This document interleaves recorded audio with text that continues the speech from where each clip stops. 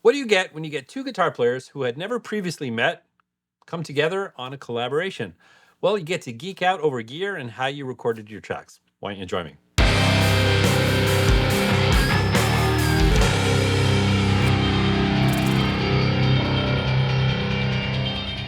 Hey there, I'm Dan, the self-proclaimed Lonely Rocker. Thank you so much for joining me today. So got kind of a special episode today. I had a chance to collaborate with another YouTuber. I don't often get a chance to do that, but we're all talking about making music on our channels, and sometimes we forget that we should be making music. Well, Mark from Music with Marky reached out to me, had a track that he thought would be perfect for me, and I graciously accepted. So I want to give you a little taste of the song, but the full production, the full song is actually on Mark's channel, so I'm going to put a link in the description.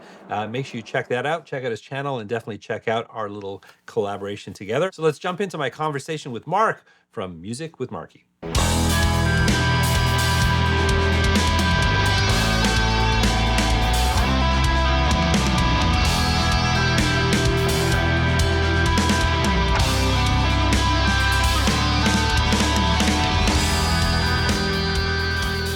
Hey Mark, how's it going? Going great, man. Nice to see you. It's good. Listen, I want to thank you for inviting me to join your collaboration. I had a lot of fun with it. Oh, yeah, man. I saw your channel, loved it. Had to get a video with you. All right. Well, so I think what's going to be of most interest to people watching this video is our process. I mean, we're two guys that came together. We didn't know each other before this.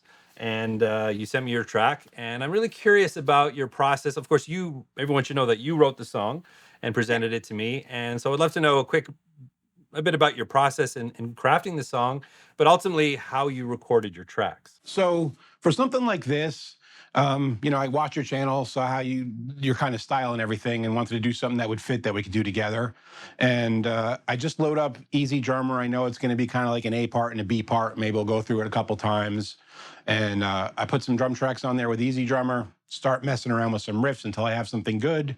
And then it's just that I know that it's going to be maybe 8 measures me, 8 measures you, that kind of thing. So it's just very kind of structured by the drums at first. And then I get the idea off the riff, come up with some chord progressions for us to play over.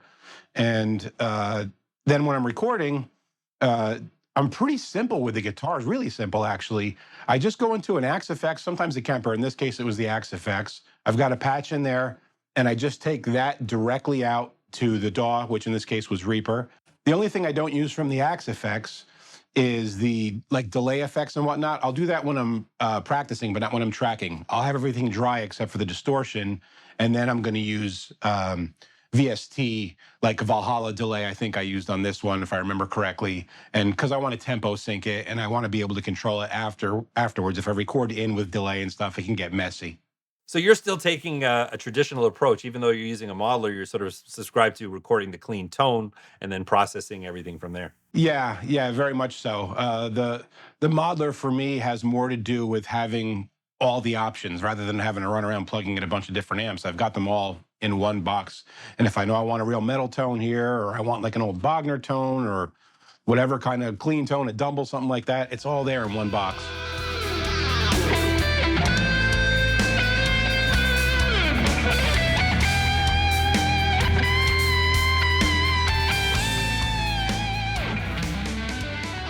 Do you find any limitations using modelers?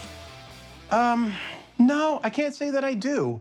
I know a lot of people they're more about the amps than the original tones, but I'm a guy who adopted the digital stuff way back in the 90s. I started with a Roland VG8, and I was running a VG8 into a power amp, into 4x12s in my live show. So I haven't used a traditional amp setup in, that's 30 years now. Interesting. I've kind of gone the other way. There's something about the big amps, I get it. Like there's that feeling it pushing air and hearing it in the room. There's something visceral about that when you're playing. But even with my band, Answer Infinity, when we play live, I have a Axe FXIII, both me and the other guitar player, on a 12U, and we run straight out to the front of the house. We have no stage amps. There's no sound volume to contend with at all. You know, it's funny. I haven't been in the clubs much lately. I'm more of a studio guy. I used to be in bands that used to gig. And, we used to lug our amps into the clubs. I mean, I'd have my Marshall in a little triangle-shaped stage. And I hear people talking about, stage volumes, people all on in-ears, and it sounds like it almost sounds like elevator music, that it's so crystal clear on stage. I mean, we used to contend with the realities of sound when we gigged, and that was part of the process. I don't know how I'd feel about it gigging today. Yeah, it's a different thing because you're at the mercy of the sound person. So I've done some gigs where they don't put enough of me in the monitor. I can't go back and turn up an amp, and all of a sudden I'm playing a gig just like flying blind, basically. I can't hear myself at all, and I just have to know my parts and know what it's supposed to sound like when I play in a certain spot. But actually, when we were talking previously, you were telling me about how you were doing like some stuff with reamping, and I'm really interested in that because I haven't messed with that, and I think I'm missing part of the power of modeling. I like real amps, but there's a lot of discussion about amps versus modelers, digital versus analog. I don't subscribe to any of those debates because I've embraced digital as long as it's been available to me, and without digital, this studio wouldn't exist. But in terms of amp tone, I just love amps. I don't have a huge collection. I have about 5 tube amps now, and maybe another couple on the way soon. And I just like creating my own sound. But I slowly started to get the vibe about the pro level modelers. I do have a Fractal FM9 now, and I have a Helix. And what I've discovered that works well for me is that they're great recording tools because I use the modelers as audio interfaces, and I switch between the two. It just depends on what I feel like doing that day. And I can, just like you, I can pick a tone, find a sound that's kind of close to what I'm working on, if I'm working on some new riff or whatever. And then when I record through the modeler, and I'll actually record the tone that I've picked. Let's say we'll use the Fractal because that's what I used for this song. And then simultaneously, I'll record a DI. So if I want to go back out later, I can obviously reamp through the Fractal and grab another tone if I pick the wrong one. But what I like to do is I can run it out into my amplifiers because I'm recording all my amps direct here. I'm not actually miking up my cabinets at all. I should probably get into that for fun once in a while. But working in a home studio, I can leverage any amp like this Angle here, which is what I use for our track. I can dime that amplifier, run it through a load box. I've got the Sur reactive load here, and then I run it back through a loop in the Fractal. And then I have a preset, which is my reamping preset, which is built in 2 rows. I actually did a whole video about that. I'll link that somewhere in this video, definitely in the comment section. But it basically comes in almost like a block. There's a send return, so you can basically load that amp without a cabinet into preset through the Fractal, and then I can apply cab IRs later on. So in this case, I used a similar sort of bass tone for I had, I think, 3 lead parts in your track. The first one had like lots of reverb and delay, and then the next one of them had a wah-wah.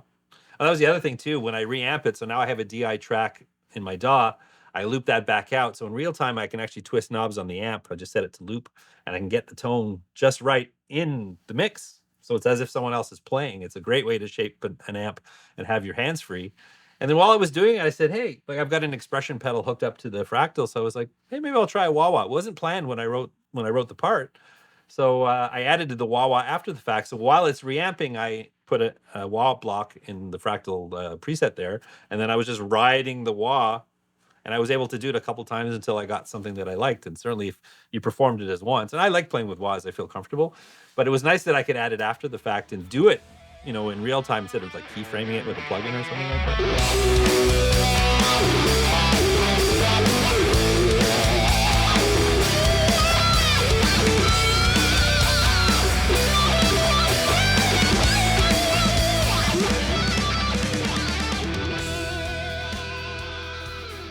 Yeah, that's one of those things too with a wah-wah. Like you're looking for something in the performance. If you're putting it in directly and you're playing it, you don't quite get it. There's no going back. You'd have to go do the whole part again. Doing it the way you're talking about, it's kind of interesting because you actually can audition different wah-wah performances. No, exactly. And the other thing too is I like to use the send return loops on the modelers where I can bring in some analog gear while I'm reamping, whether it's other pedals. I could even load a wah-wah pedal through one of the loops, bring that in kind of as its own block and use a real wah-wah if I wanted to. So I love bringing the two things together. I think it's sort of the best of both worlds. I don't like relying on presets because to me the fun is shaping something that I can call my own, because I multi-track. I'll always, multi-track, and sometimes I'll multi-track the same amp, but sometimes I'll change the pickup on one of my guitars. Now, in this case, I didn't do any rhythm playing, so that doesn't come into play for your track. But if I'm recording rhythm parts, I craft my parts so I know what I'm playing, but sometimes I'll track it with the same guitar, but 2 different pickups, pan them left and right. Sometimes I'll do it 4 times. and I'll lay like a little clean tone on top of a dirty tone and then blend that back in just to sort of bring in some articulations. And then they're all real amps, and I'm shaping all of those. So the sound is like, you're not gonna say, oh, that's a Marshall or that's an Angle. It could be a combination of 2 or sometimes 3 different amplifiers. So that's what I like to do. It's a bit of work sometimes, but for me, I feel like I'm creating something more unique. If you don't like it, that's fine, but I can feel good that I created it myself. Yeah, well, there's definitely something to be said for the flexibility too. You might find that a tone you had in your head going in isn't the tone that works best in the recording once you got drums, bass, if you're doing a song with vocals, whatever. And then you end up trying to EQ it and shape it. Maybe you got to reperform it. So that's why the reamping kind of intrigues me. I kind of get away with doing things a little bit like where I don't have the flexibility because I'm doing similar sounding songs and I've done so many, I know what works already for what I want to do.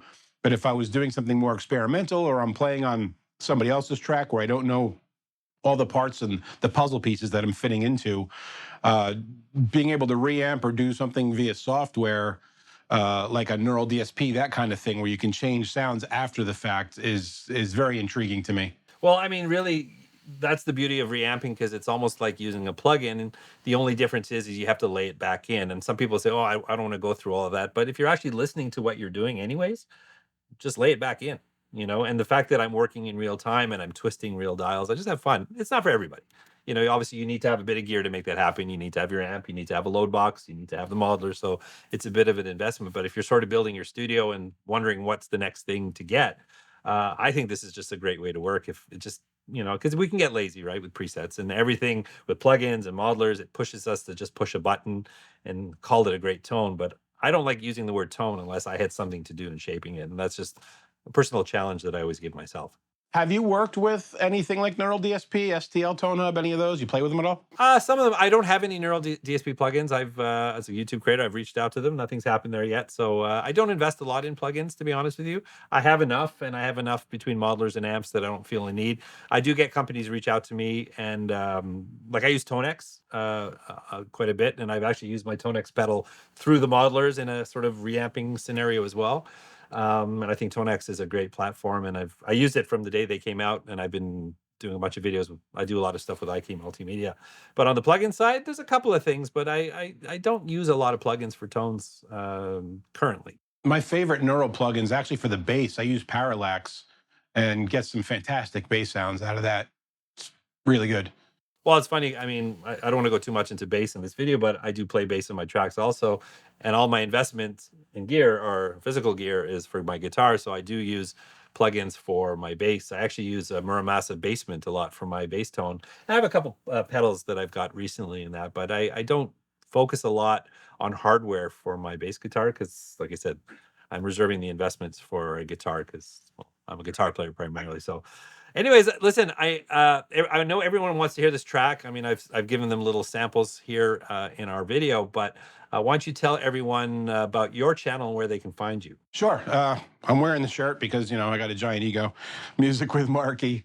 It's a lot of gear stuff. Guitar lessons, especially geared towards advanced lead players and that kind of thing, and the occasional just for fun video. All right, well, we're going to put the whole song is going to be sitting on your channel, so I'm going to make sure to put that in the description. So definitely, if you're interested, check it out and subscribe to Mark's channel. He's a great guy and lots to learn over there if you're looking to pick up some tips, and I highly recommend that. Anyways, Mark, it was wonderful chatting with you, and perhaps we can do this again sometime. Absolutely. Thanks for doing it with me. Take care. Bye-bye. Well, I really enjoyed that. I want to thank Mark, first of all, for inviting me to collaborate on his track. That was a lot of fun. I don't do that enough, so I really appreciate the opportunity. And it was great to chat with another guitar player. It's always good to compare notes. I think it's a great way to learn. So don't forget to check out Music with Marky and our collaboration. I'm going to put a link in the description, so make sure to check that out. And if you did enjoy this video, please don't forget to like, subscribe, and ring that bell. And remember, you don't need a band to rock and roll, and I'll catch you in the next one.